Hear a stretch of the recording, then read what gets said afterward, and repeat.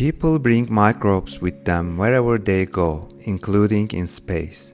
Space travel changed the shape and function of the microbial communities that live on, in and around astronauts, with potential health consequences for both microbes and their hosts.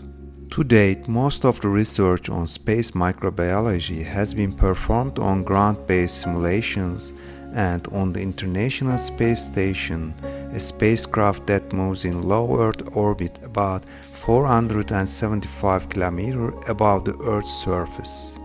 However, now scientists are shifting their focus to long-duration missions in deep space, including Mars. How might these journeys affect microbes and humans?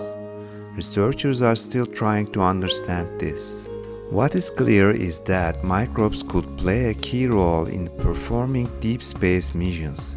We know that bacteria can be used from being used for the manufacture of drugs and food to being exploited for the synthesis of durable materials, and now the frontier in space exploration may lie in the smallest astronauts. Space travel is changing microbial physiology. Dr. Jamie Foster, professor of microbiology and cell science at the University of Florida.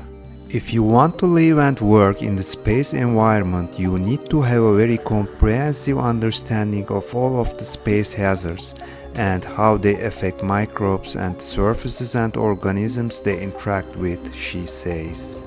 Investigating the relationship between microbes and their hosts, Foster and colleagues found that simulated microgravity acts on Vibrio fischeri bacteria living in the light organ of bobtail squid, which in turn causes changes in the light organ of the squid. In the context of human health, processes related to resistance to bacteria in space are also affected. For example, Salmonella typhimurium, produced during the mission of Space Shuttle STS-115, was shown to be more capable of causing disease in mice.